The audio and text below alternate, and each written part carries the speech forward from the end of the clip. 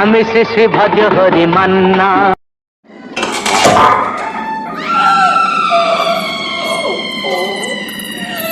জগত বাড়ি গ্রামে একটি পরিত্যক্ত কুয়ো ছিল, মানুষ তা ব্যবহার করত না।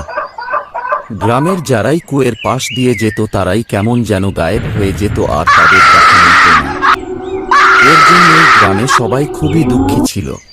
গ্রামের মোড়ল এতে খুবই ভীতু হয়ে শেষে ভজহরি মান্নাকে ডেকে পাঠায়।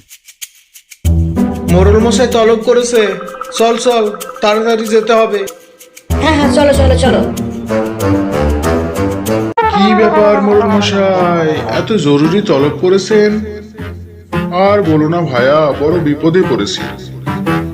ওই কোয়ার্টার পাশ দিয়ে যেই যাচ্ছে সেই গায়েব হয়ে যাচ্ছে, আর তাকে খুঁজে পাওয়া যাচ্ছে না। তাই বিহিত তোমাকে করতে হবে। আমি শেষে ভজহরি মান্না, সবারই সামনে জুড়ে দেব কান্না।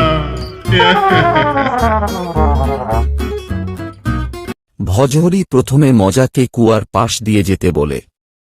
কুয়োর পাশ দিয়ে যাওয়া মাত্রই মজা একইভাবে গায়েব হয়ে যায়।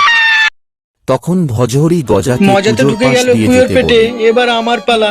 যাই, পেতনিটা আমাকে ঢুকে নেবে। এই পেতনি, কি ব্যাপারে, আমাকে গজা ঢুকাবে না কুয়োর নাকি? কাছে যায়, কিন্তু এই গজা পেতনি, আয় কিছুই না। করতে পারে না। আরে কোথায় গেলি? আয় তখন আয় আয়। ভজহরি ভালোভাবে আরে, দেখে এ আবার কি করছে? গজার এ কি হাতে কেন একটি ধরছে না? ফুলের তোড়া আছে। হ্যাঁ? আমাকে ধরলো না, ভজহরি আমাকে বুঝে ধরলো যায় না, এই আমাকে ফুলের ধরলো মধ্যে না। কি কিছু মজা, রহস্য কি মজা, লুকিয়ে কি আছে। মজা। এরপর ভজহরি গজার কাছ থেকে ফুলের তোড়াটা নিয়ে কুয়োর মধ্যে ফেলে দেয়। অমনি কুয়োর মধ্যে থাকা পেতনি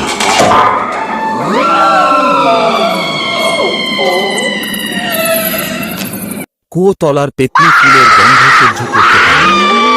তাই সে প্রাণ বাঁচাতে কুয়ো থেকে বেরিয়ে পালায়।